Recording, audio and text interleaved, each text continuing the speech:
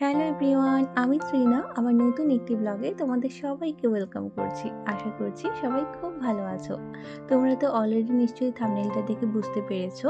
এই ব্লগে আমি তোমাদের সাথে আমার লাইফের খুবই স্পেশাল একটি মুহূর্ত, যার জন্য সেই 9 মান্থ ধরে অধীর আগ্রহে অপেক্ষা করে বসেছিলাম আমাদের লাইফের সানশাইনের মুখটা কখন দেখবো বলে, সেই মুহূর্তটাই এই ভিডিওতে থাকবে। তাই সঙ্গে থাকো আর সবটা ব্লগ দেখতে থাকো।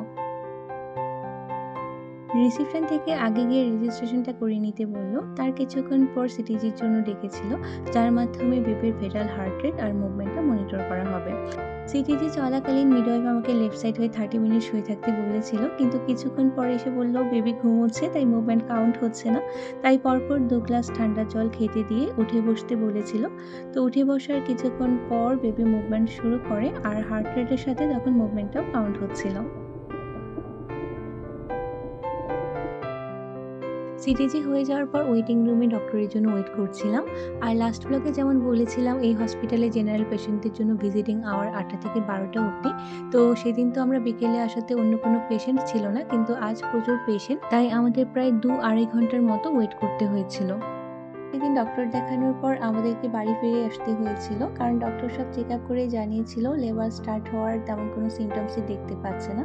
তাই একদম ডিউ ডেটে আসলে তখনই আমাকে অ্যাডমিট করবে। তবে তার আগেও যদি আমার কোনো সিমটমস দেখা দেয় বা আমার কোনো কিছু বুঝে উঠতে প্রবলেম হয়, তাহলে যাতে সঙ্গে সঙ্গে হসপিটালে চলে আসি সেটাও বলে দিয়েছিল। আর ঠিক পরদিনই ভোরবেলা 5টার দিকে হঠাৎ করেই আমার কন্ট্রাকশন স্টার্ট হয়। বাট আমি ভাবছিলাম গতকালই তো ডক্টর দেখিয়ে আসলাম, এটা ফলস পেন কিনা, তাই কিছুক্ষণ আগে অবজার্ভ করে দেখি। তো প্রায় 30-40 মিনিটস পরও দেখলাম যে কন্ট্রাকশনটা হয়েই চলেছে, আর সময়ের সাথে সাথে পেইনটাও বেড়ে চলেছে। তাই আমার হাজব্যান্ড বলল, আর দেরি না করে চলো আমরা এখনই হসপিটালে চলে যাই, লিস্ট ওখানে মিডওয়াইফ ডক্টর সবাই থাকবে, আমরা না বুঝতে পারলেও চেক করে সবকিছু বুঝতে পারবে।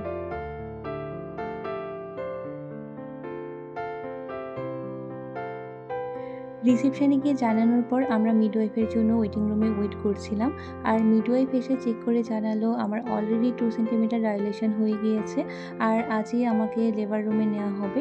কথাটা শোনার পর আমার ভালো লাগার পাশাপাশি সেই সময় খুব কান্না পাচ্ছিল আর ভয় লাগছিল।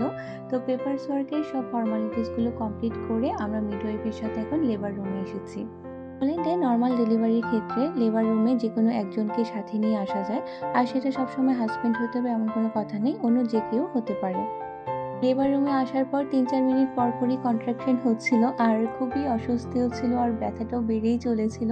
তো আমি শুধু ভাবছিলাম আরও কতক্ষণ এই ব্যথাটা আমাকে সহ্য করতে হবে, আর কতটা বাড়তে পারে ব্যথাটা। ব্যথাটা যাতে কিছুটা কম অনুভব হয়, তাই মিডওয়াইফ আমাকে ওয়ার্ম হট ওয়াটারে বাথটবে গিয়ে বসতে বলেছিল। কিন্তু বাথটবে বসার কিছুক্ষণ পর মেশিনের মধ্যে বেবির হার্ট রেটটা ঠিকঠাকভাবে আসছিল না, আর তাই আমাকে উঠে আসতে বলেছিল। মিডওয়াইফ জানতে চেয়েছিল পেইন রিলিফের জন্য আমি এপিডুরাল নিতে চাই কিনা। যদিও আমি ফার্স্টে ভেবেছিলাম এপিডুরাল নেব না, কিন্তু সেই সময় এত ব্যথা হচ্ছিল, আমাকে জিজ্ঞেস করার সঙ্গে সঙ্গেই আমি এপিডুরালের জন্য হ্যাঁ বলে দিয়েছিলাম।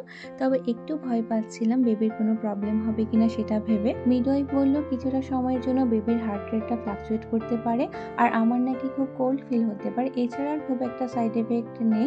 আর এখন নাকি 70-80% নর্মাল ডেলিভারি এপিডুরাল নিয়ে হচ্ছে।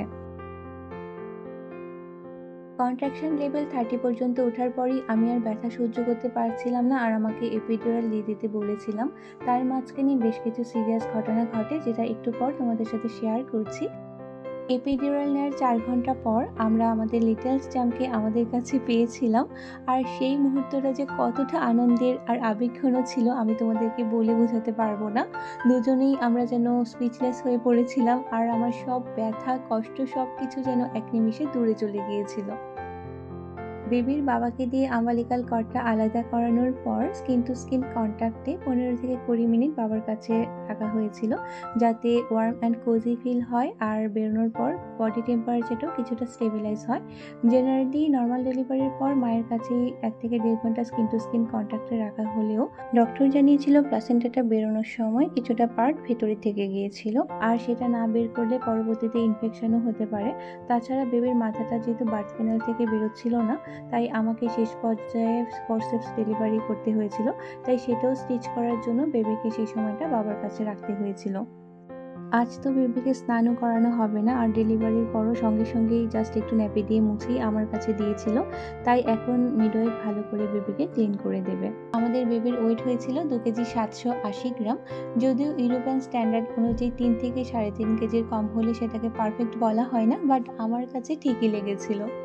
ক্লিন করে যা যা প্রসিডিউর বাকি সব কিছু কমপ্লিট করে ড্রেস পরিয়ে আমার কাছে মিডওয়াইফ দিয়েছিল। নর্মাল ডেলিভারির ক্ষেত্রে এখানে লেবার রুমে ডক্টর এবং মিডওয়াইফ দুজনই থাকলেও মোস্টলি সব কিছু মিডওয়াইফরাই করে থাকে। এসব ব্যাপারে মিডওয়াইফরা ডক্টরদের মতোই ট্রেন্ড এবং নলেজেবল। পেডিয়াট্রিস্ট এসেছে বেবিকে চেক আপ করার জন্য। এর আগেও এসে একবার জাস্ট দেখে গিয়েছিল, এখন ভালো করে চেক করবে।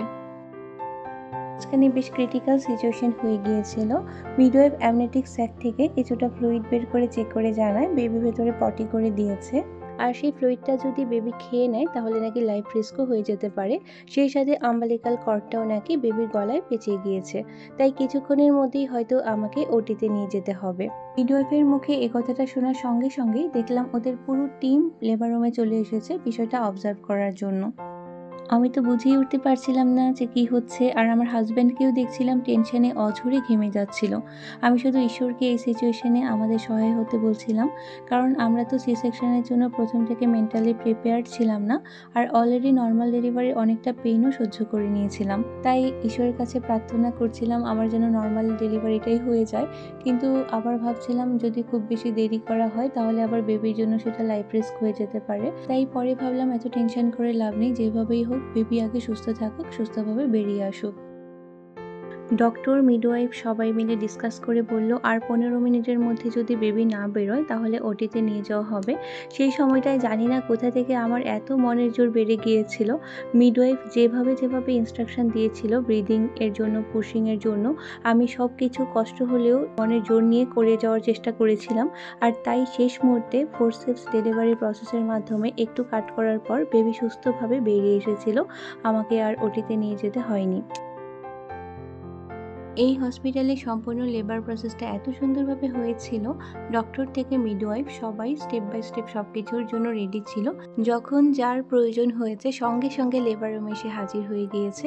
তো সম্পূর্ণ লেবার প্রসেসে সবার সার্ভিসে আমরা খুবই স্যাটিসফাইড ছিলাম। বেবি তখন ঘুমোচ্ছিল আর মিডওয়াইফ বলল চলো এখন তোমাকে ফ্রেশ হওয়ার জন্য ওয়াশরুম নিয়ে যাই। তারপর আমাকে ধরে ধরে ওয়াশরুম নিয়ে গিয়েছিল আর ফ্রেশ হয়ে এসে বসেছিলাম। সম্পূর্ণ লেবার প্রসেস চলাকালীন আমার 3 ব্যাগের মতো স্যালাইন চলছিল, আর আমাদের বেবি হয় দুপুর 2টোর দিকে। তো বিকেল 5টার দিকে মিডওয়াইফ আমাকে লাঞ্চ খেতে দিয়েছিল, আর খুব খিদেও পেয়েছিল তাই খেয়ে নিয়েছিলাম। সকালবেলায় বেরোনোর সময় আমরা জাস্ট একটা করে ক্রোয়েসেন্ট খেয়ে বেরিয়েছিলাম, আর সেটাও আমার বমি হয়ে বেরিয়ে যায়। আর আমার হাজবেন্ডেরও তেমন কিছুই খাওয়া হয়নি, তাই সে এখন হসপিটালের বাইরে খেতে গিয়েছিল। এই দুজন মিডওয়াইফ আর স্টুডেন্ট মিডওয়াইফ সম্পূর্ণ প্রসেসটা সবসময় আমার সাথে ছিল, তাই ওদের সাথে একটু স্মৃতি করে রেখে দিলাম। আমার হাজব্যান্ড আমাদের দুবারিতেই কল করে খবরটা জানায়, আর শোনার পর সবাই তো ভীষণই খুশি। কেউ তো এক্সপেক্টই করেনি যে আজ আমরা হসপিটালে আসতে পারি, কারণ গতকালই হসপিটাল থেকে এসে ঘুরে গিয়েছি আর ডক্টর না করে দিয়েছে। তো সবাই শুনে ভীষণই খুশি, সেই সাথে আমাদের বন্ধুবান্ধব ওয়েল উইশারদেরকেও জানানো হয়, সবাই শুনে খুব খুশি হয়েছে। হুইল চেয়ারে করে আমাকে লেবার রুম থেকে নর্মাল রুমে নিয়ে যাওয়া হচ্ছিল, আর যেতে যেতে মিডওয়াইফ আমাকে কোন প্রয়োজনে কোথায় আসতে হবে সেগুলো দেখিয়ে দিচ্ছিল। আমরা চাইলে পার ডে 500 zloty করে স্পেশাল রুমও বুক করতে পারতাম, তাহলে কোনো রেস্ট্রিকশন থাকতো না, যে কেউ যে কোনো সময় দেখতে আসতে পারতো, আর হাজব্যান্ডও রাতে থাকতে পারতো। বাট এখানে এমনি ফ্যাসিলিটি এত ভালো, যে কোনো প্রয়োজনে 24 আওয়ার্স মিডওয়াইফরা থাকছে, ডক্টররাও থাকছে, তাই আমার স্পেশালি রুম বুক করার প্রয়োজন আছে বলে মনে হয়নি। তো এখন আমি রুমে চলে এসেছি, আর এখানে হসপিটালের পক্ষ থেকে বেবির জন্য একটা গিফট ব্যাগ ছিল। ডেলিভারির পর আমাদের বেবির সুগার লেভেলটা কম ছিল, আর তাই তাকে একটা স্পেশাল রুমে 4.5 ঘন্টা অবজারভেশনে রাখা হয়েছিল, আর সেই রুমে শুধুমাত্র বাবা মা ছাড়া আর কেউ দেখতে আসতে পারবে না। এই স্পেশাল অবজারভেশন রুম থেকে মিডওয়াইফি নিয়ে আবার আমার কাছে দিয়ে আসবে বলেছিল, তাই এখন আমরা রুমে চলে যাচ্ছিলাম। আর আমার হাজব্যান্ড বলছিল রুমে গিয়ে একটু আমাকে রেস্ট করে নিতে, কারণ রাতে হয়তো বেবির জন্য জাগতে হতে পারে, আর তাছাড়া শরীরের উপর দিয়ে একটা ধকল গিয়েছে। আর তখন প্রায় 7টা বেজে গিয়েছিল, আর ফাদার্সদের জন্য ভিজিটিং আওয়ার ছিল 10টা থেকে 7টা অবধি। তো এখন সে বেরিয়ে যাবে, আর আজ আমাদের ছেলে হওয়া উপলক্ষে বন্ধুরা মিলে ওরা একটু সেলিব্রেটও করবে, তো সেই জন্য বেরিয়ে গিয়েছিল। আর মিডওয়াইফও সব হয়ে যাওয়ার পর আমার কাছে বেবিকে নিয়ে আসে। তো এই ছিল আজকের আমার স্পেশাল ব্লগ। এর পরের ব্লগগুলো খুব তাড়াতাড়ি চ্যানেলে আসবে। তো সবাই খুব ভালো থেকো, সুস্থ থেকো, আর ভিডিওটি ভালো লাগলে অবশ্যই লাইক, কমেন্ট আর সাবস্ক্রাইব করে দিও। ধন্যবাদ সবাইকে।